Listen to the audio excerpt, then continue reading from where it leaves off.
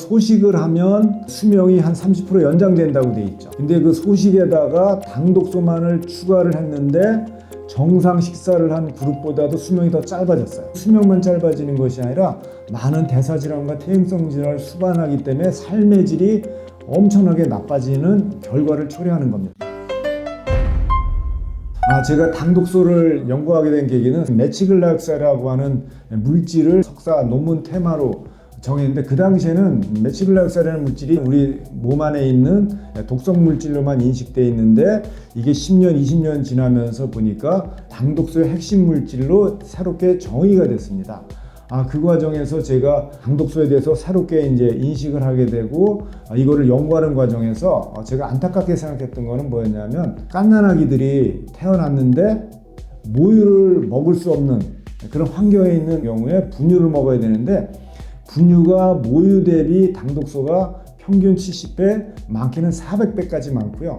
하루에 먹는 양으로 치면은 모유 먹은 아이보다 200배에서 300배 정도 당독소를 많이 섭취합니다. 분유를 먹은 아이들이 대개 면역이든가 피부질환이든가 자가면역질환 같은데 되게 취약해지는데, 그래서 이거를 그러면 해결을 해야 되는데, 갓난아기가 먹을 수 있는 게 유산균이라고 인식이 됐고, 당독소를 혹시 분해하는 그 유산균이 있지 않을까? 그래서 연구를 시작했고, 한국식품연구원하고 그 연구하는 과정에서 한 2,000여 종의 많은 그런 유산균 중에서 당독소를 분해할 수 있다는 것을 찾았고, 동물 실험을 하고 사람한테 유산균을 먹였더니 혈중의 당독소가 90%가 좋아지고, ALT, AST, LDL이 HbA1c 같은 것들이 다 개선되고 좋아지는 아주 드라마틱한 결과를 보면서 당독소가 정말 우리 이 건강에 핵심적인 역할을 하는구나. 그러면서 이제 본격적인 연구가 시작이 됐습니다. 우연히 논문 하나를 찾았는데, 철새가 한 10,000km 이상을 쉬지 않고 날아가죠. 옥타코사놀이나 이런 것들이 지구력을 중요한 역할을 하는데, 새가 아주 좀 특이한 현상이 혈당이 사람보다 3배에서 4배 정도 높아요. 근데 당독소는 사람보다 3분의 1 정도밖에 안 되고, 그리고 혈액 속에 아미노산 농도가 사람의 한 3, 4배, 많은 거는 10배까지, 어떤 특정한 아미노산이 10배까지 높은 그 농도로 있는 그 논문을 읽고 나서, 특정한 아미노산이 혹시 당독소를 해독하고 분해하는 능력이 있지 않을까, 이제 그 아이디어가 떠올라가지고 가천대에 있는 그 약대에 있는 교수님한테 저희가 실험을 의뢰하고, 그 결과 특정한 아미노산이 당독소를 대량으로 잡아가지고 해독시키고 없애는 거를 이제 발견하면서 당독소 해결책들이 이제 본격적으로 연구가 시작됐습니다. 과당이 많이 들어있는 음식이 뭐가 있을까요? 과일도 있고, 꿀도 있고, 과자도 있고, 커피를 먹을 때 보면 시럽도 있고, 이런 것들이 다 과당이거든요. 우리가 일상에서 너무나 맛있는, 설탕보다도 더 맛있고 사람이 입맛에 가장 단맛을 최적화되어 있는 게 과당입니다. 우리가 많이 먹으면 먹을수록 당독소가 엄청나게 많이 만들어지는 환경이 만들어질 수밖에 없고, 밥하고 후식 같은 거를, 과당이 많이 들은 후식을 먹게 되면 이 과당은 절대로 에너지로 전환이 안 되고, 요산이라든가 지방이든가 당독소로 다 전환이 되는, 우리 몸에는 도움을 주지 못하는 그런 현상들이 만들어지게 됩니다. 과당이 많은 음식들이 요즘에 너무 범람하고 있다 보니까 많은 사람들이 이걸로 인해서 지방간이나 간염이나 아니면 알츠하이머나 파킨슨 질환까지 오는데, 실제 저희가 연구해 본 결과에 의하면 과당이 그 중에 핵심적인 역할을 한다. 그리고 최근에는 서울대 의대 교수님께서 실제 발표도 했죠. 암을 전이와 암 발생률에 있어서 과당이 핵심적인 역할을 한다라까지 수많은 이런 결과들이 있는데, 과당하고 당독소가 밀접하게 연관되어 있고, 과당은 우리 몸에서 몸을 건조하게 만듭니다. 신장에서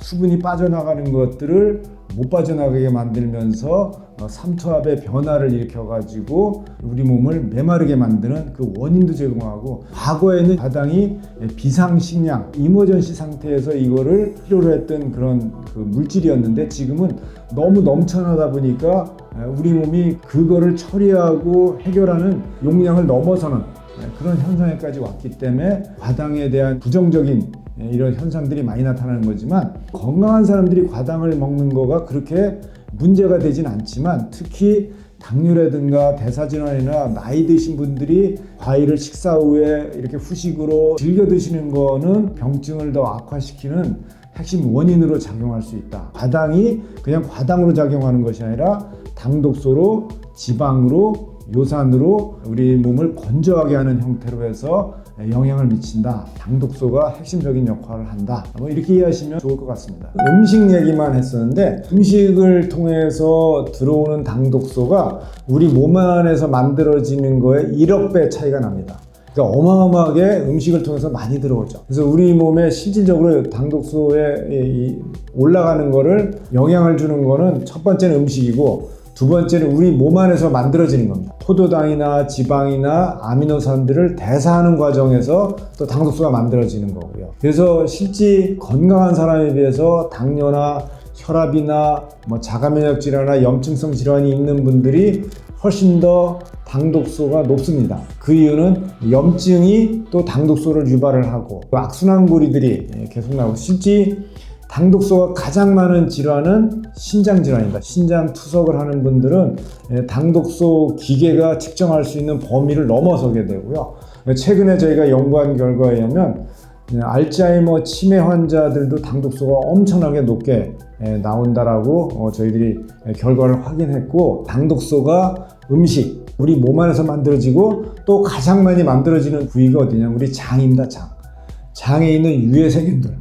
유해세균, 유익균 세균 이런 세균들이 또 당독소를 어마어마하게 많이 만들어서 그래서 장에 건강이 안 좋은 사람들이 궤양성 장염이나 크론병이나 과민성 대장염이 있는 분들이 파킨슨이나 이런 뉴로디지즈 같은 신경성 퇴행성 질환에 발병될 확률이 20%, 30% 높고 심지어는 2배 가까이 높다라고 하는 이런 통계들도 나와 있거든요. 그래서 장을 얼마나 건강하게 잘 다루냐도 또 당독소가 우리 몸 안에 들어가서 많은 영향을 미치는 거에 대한 아주 중요한 그 역할하는 부위다.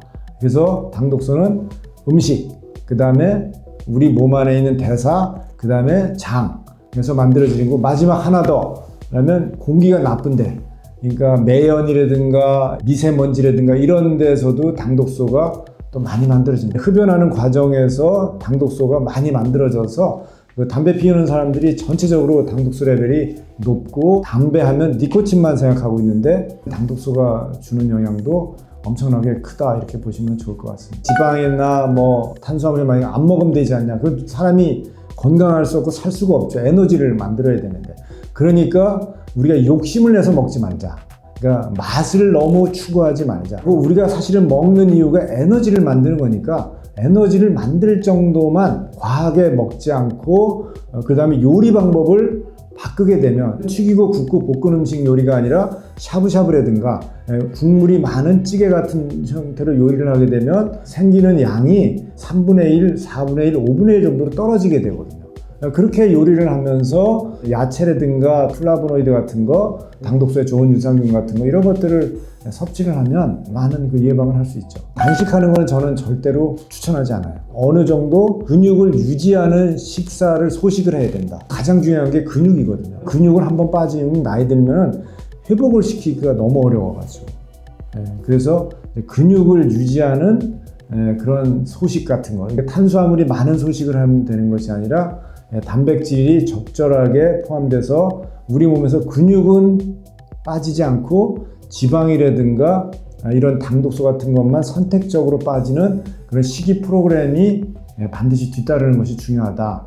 당독소를 없애기 위해서 막 단식을 하거나 그렇게 되면 당독소는 없앨 수 있지만 그 반대로 근육 같은 것들을 소실돼 가지고 다시 그걸 또 회복하려면 또 단백질을 또 많이 드셔야 되는데 닭가슴살이나 이런 걸 요리를 해서 또 드시게 되면 그 속에 또 당독소가 또 많이 들어가니까 그런 악순환고리들이 만들어지기 때문에 제대로 된 식이요법을 하는 것이 중요하다 이렇게 보시면 될 것 같습니다. 당독소는 나이가 들면 들수록 계속 축적돼 간다. 이게 기본적인 겁니다. 그렇지만 당독소를 측정해 보면 나이가 들었음에도 불구하고 젊은 사람의 수준으로 유지하는 분들이 있는데 그런 분들이 대개 어떤 분들이냐, 유산소 운동을 열심히 한 분들이에요. 유산소 운동을 열심히 하고 식이 조절을 적절하게 잘하면 당독소 레벨을 나이가 들어서도 젊은이 레벨로 유지하게 되면 대사질환, 퇴행성 질환들이 안 오죠. 그래서 그렇게 나이 들어서 건강한 사람들은 보게 되면 나이는 70, 80인데도 불구하고 생체 나이가 50대에 가까워진 이유는 뭐냐면 공통점은 당독소가 다 낮다. 우리가 어떻게 건강관리를 하는 게 중요한지, 나이 들어서는 유산소 운동과 식이요법은 필수다, 이렇게 보시면 될 것 같습니다. 그러니까 우리 몸에서 당이 없으면 사람은 죽기 때문에 어떤 형태로든 우리 몸에서는 당이 만들어지고 돌아가게 돼 있다. 자연스럽게 지방이나 아미노산에서 분해돼서 만들어지는 당독소의 원인 물질들이 결국에는 붙는다. 그렇지만 혈당이 낮게 되면 그만큼 붙는 확률들이 떨어지니까 소식하고 과식하지 말고 적절하게 드시면서 건강을 챙기시는 것이 가장 좋고, 조금 더 적극적인 방법은 당독소를 해독할 수 있는 시스템을 적극적으로 도입하게 되면 내 몸에 쌓여있는 것까지 없앨 수 있는 그런 환경들이 만들어지는 거니까, 주기적으로 단식 모방 식이요법 같은 경우로 1년에 한 2번 정도를 주기적으로 하게 되면 훨씬 더 당독소를 잘 없앨 수 있다. 그러니까 당독소를 없애는 데는 2단계가 있다고 보시면 돼요. 첫 번째는 뭐냐면 콜라겐 같이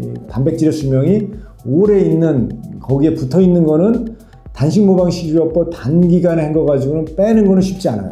하지만 혈액에 떠돌아다니는 거, 이런 것들은 단기간 내에 없앨 수 있어요. 청소가 2단계로 이루어진다. 혈액 속에 있는 단백질을 1차적으로 없애고 나면 그 다음에 콜라겐이나 이런 데 붙어 있는 것들이 서서히 또 빠져나오게 된다. 그래서 그 시간을 단기적으로 갖는 것이 아니라 3개월, 6개월 이렇게 장기적으로 보면서 식이 조절을 하면은 훨씬 더 건강을 만들어 갈 수 있다. 이렇게 보시면 될 것 같습니다.